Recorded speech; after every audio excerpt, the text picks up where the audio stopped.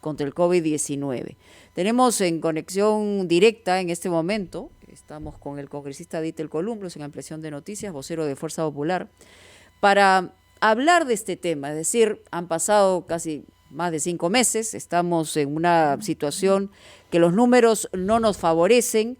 ¿Cuál sería, digamos, el beneficio de una mesa de trabajo para hacer una estrategia comunicacional, si esto debería ser, digamos, de inmediato, congresista Columbus?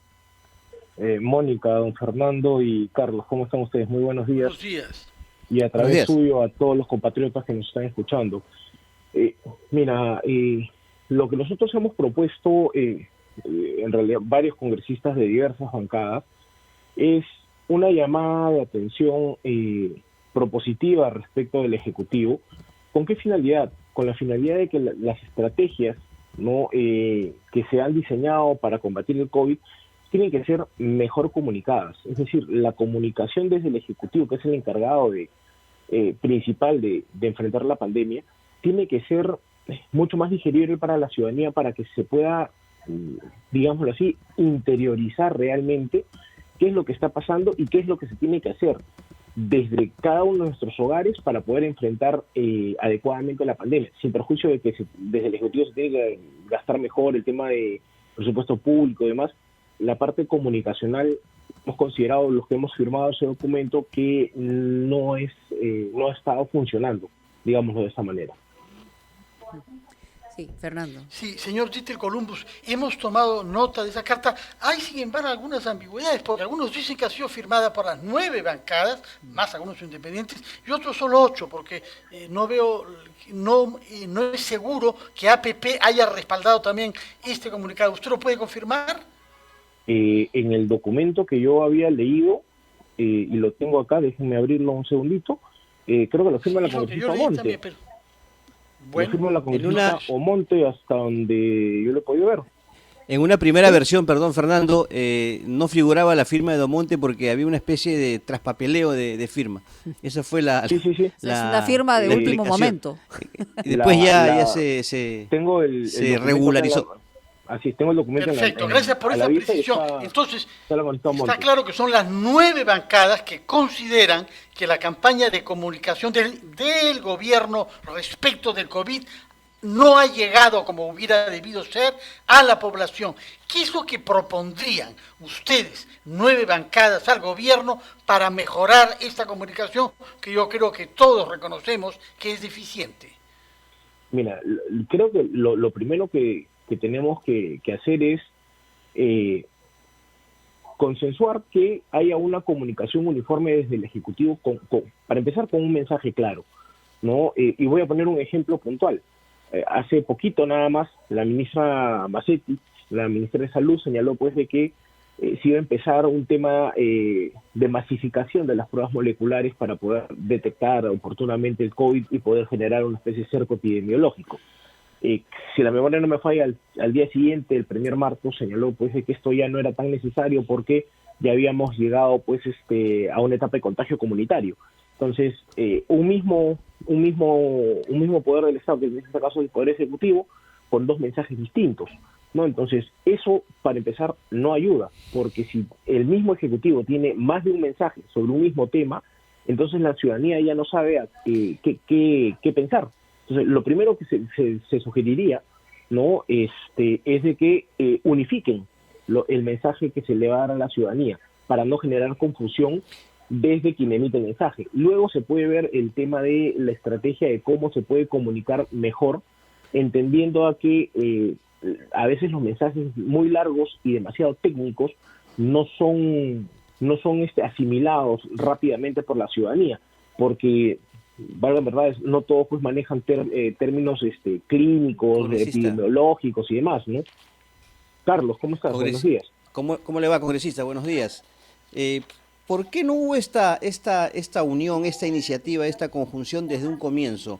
O al menos desde que comenzó a los pocos días la emergencia. Sabíamos que había fallas en el tema comunicacional, pero ¿por qué esperar hasta este momento, en donde ya los contagios se han disparado, para realizar una labor conjunta de esta naturaleza. ¿No cree que ha faltado iniciativa aquí, congresista, de ambas partes, de Ejecutivo y Legislativo?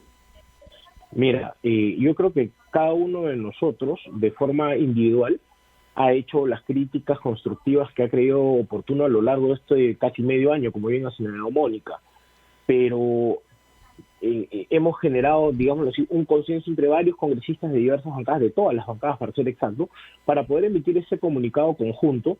Y yo te diría, Carlos, que sí, habría que,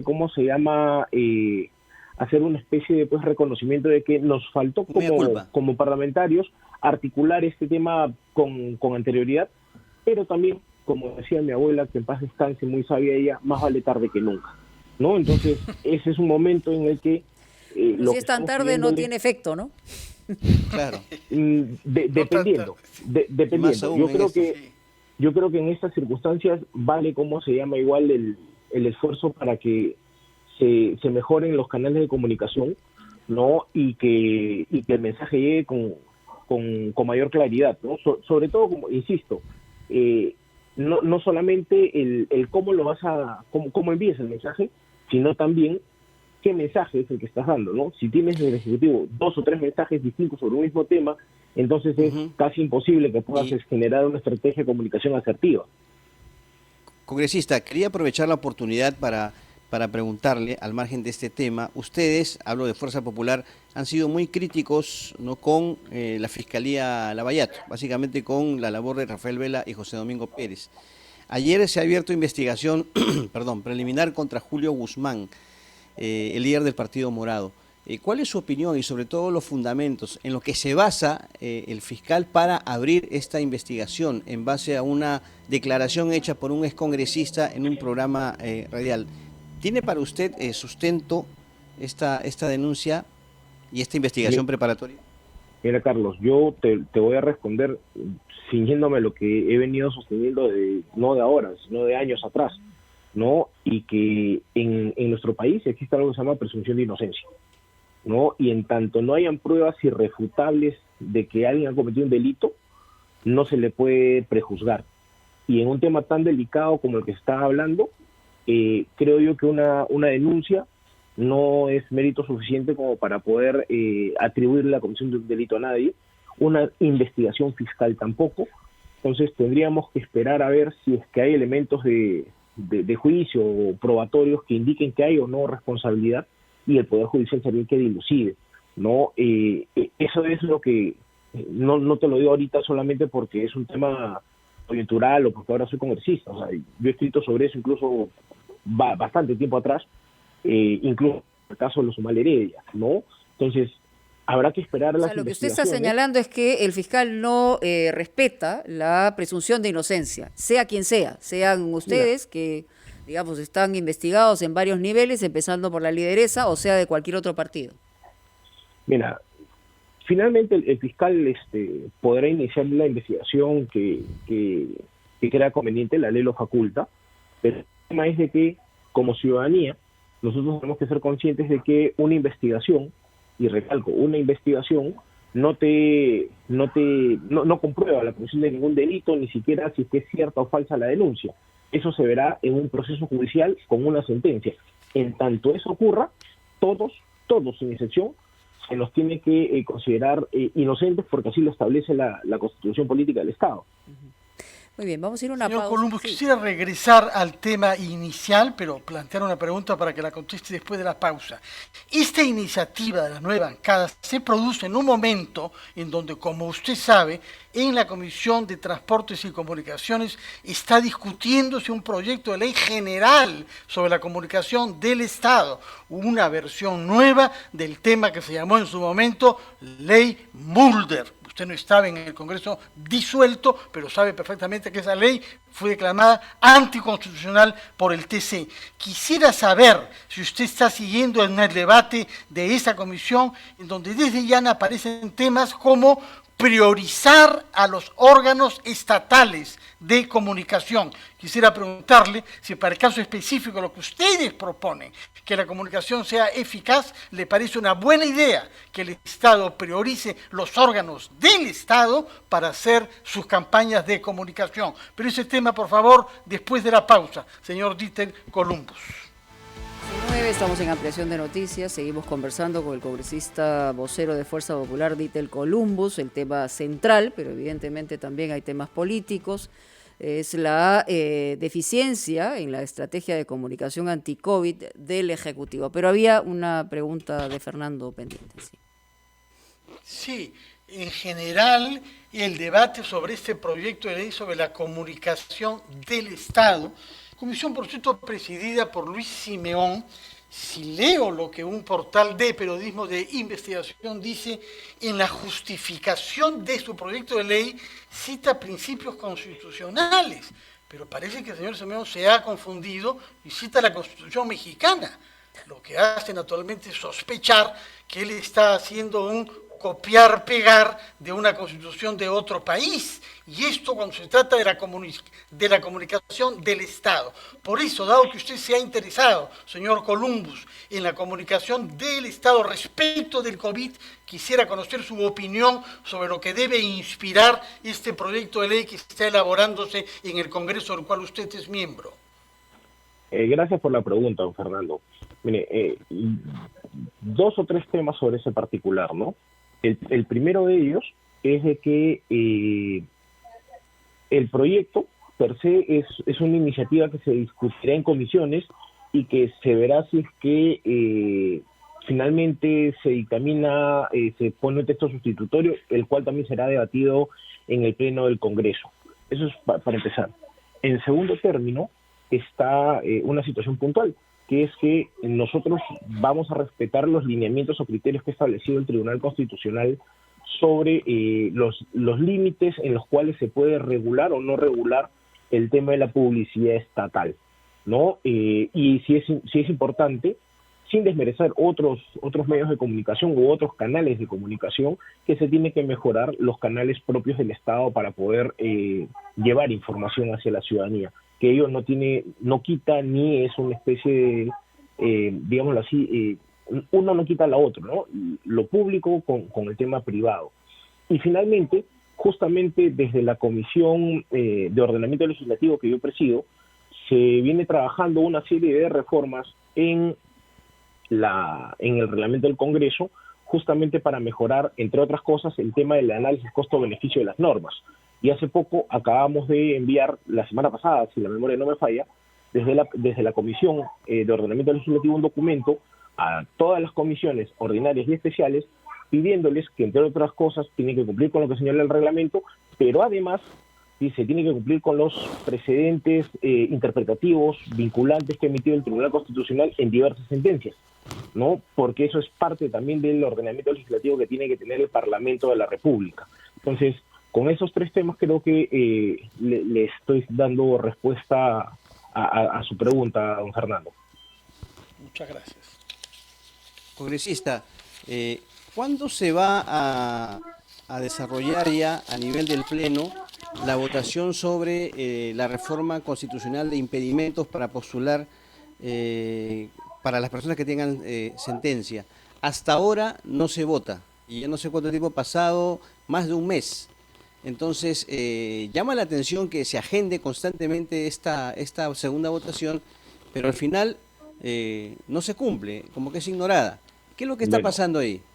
Esa es una respuesta que yo no te puedo dar, Carlos, porque la estructura de la agenda y la priorización de los puntos de la agenda no dependen de los congresistas ni tampoco de los voceros. Eso es un tema que lo ve la mesa directiva, ¿no? Y así como ese proyecto de ley, también está pendiente el tema de la reforma de inmunidad, y está también pendiente la reforma del 6% del PBI para educación y otros temas. La priorización de los puntos de agenda depende de la mesa directiva. ¿Pero no le llama la atención a usted que no se vote hasta el momento? Se ha pedido en el Pleno. Por eso. Si tú lo recuerdas, y es un tema que la mesa directiva tendrá que responder sobre ese tema, sobre esa situación. Sí, obviamente llama la atención, ¿no? Pero una vez más, eso es una pregunta, estimado Carlos, que la tendría que responder los 4 miembros de la mesa directiva, el por qué no se somete a votación, a segunda votación, dicho sea de paso, esta reforma constitucional. Bueno, diera la impresión que hay resistencias, ¿no? Y resistencias claras en determinados grupos políticos. Y evidentemente usted señala, congresista, que no puede dar respuesta, probablemente por su propia representación, pero habría que hacer un esfuerzo de manera Mónica, unitaria, ¿no? Dentro del Congreso para responder a algo que es fundamental, ¿no? Mónica, si me permites, solamente para precisar, ¿no? Nosotros como Fuerza Popular hemos votado en contra de esa reforma, sí, ¿no? Porque tenemos nuestra posición constitucional e incluso supraconstitucional sobre por qué hemos votado en ese sentido. Por eso es que yo te digo, la respuesta de por qué no se somete a consideración debería darlo a la mesa, porque el proyecto de ley tal cual fue aprobado, si no me equivoco, por 105, 110 votos a favor. Entonces, y se necesitan solamente 87. La verdad, yo desconozco el por qué la mesa directiva no quiere ponerlo a votación, teniendo en cuenta que en la primera votación lograron más de 100 votos. ¿Todavía hay una corriente dentro de las representaciones en el Congreso congresista para presentar una interpelación a la ministra de Economía, o eso ya se diluyó, como se diluyó luego de escuchar al ministro de Educación la posibilidad de presentar una censura? Discúlpame, Mónica, no se escuchó la pregunta. La pregunta es, ¿se ha diluido la corriente para presentar un pliego interpelatorio para la ministra de Economía y Finanzas? ¿O, digamos, han cambiado las cosas o todavía sigue eso como posibilidad? Mira, hay un pliego interpelatorio presentado que no se ha desistido, o sea, los que lo proponen no se han desistido. Se tendría que dar cuenta de esto procedimentalmente y votar si es que se aprueba o no se aprueba la interpelación. Ese es un procedimiento que ya está. Sí, correcto, pero digamos, el tomar el pulso al Congreso, o sea, ¿por dónde va la voluntad en ese sentido? ¿Todavía hay una voluntad, aparte de la presentación que se ha hecho en su momento y en un contexto distinto?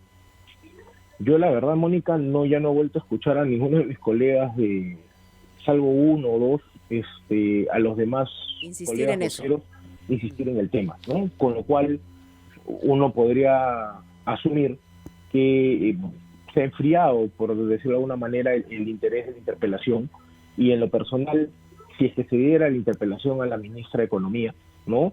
Yo esperaría un poquito de más seriedad en el tema de las interpelaciones para evitar justamente lo que pasó en la interpelación del ministro de Educación, ¿no?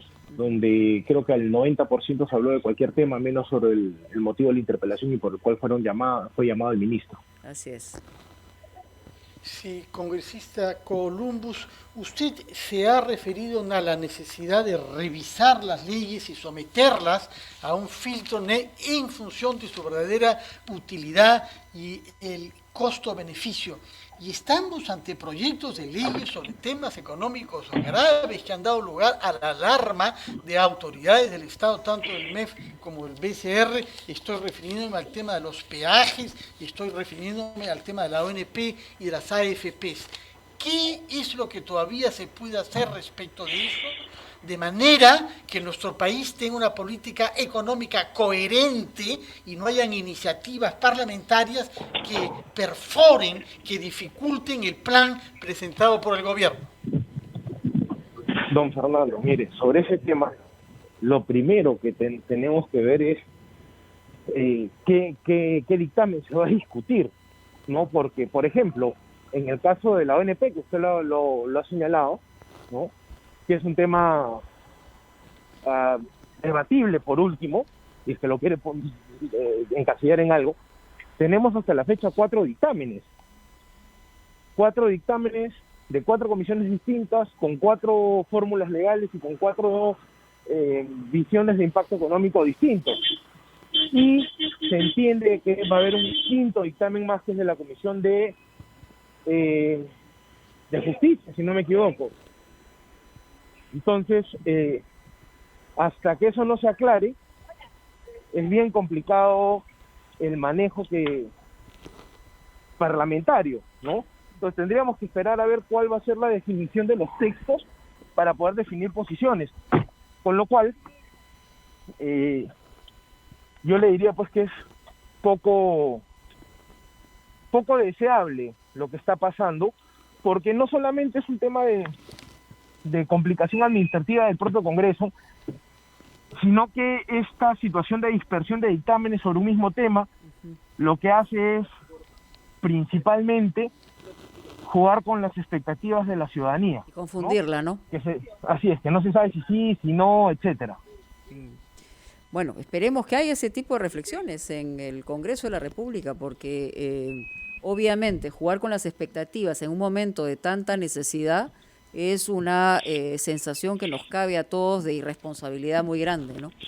Muchísimas gracias, congresista Columbus, por estar con nosotros en Ampliación de Noticias. La hora en punto, vamos a titulares y regresamos.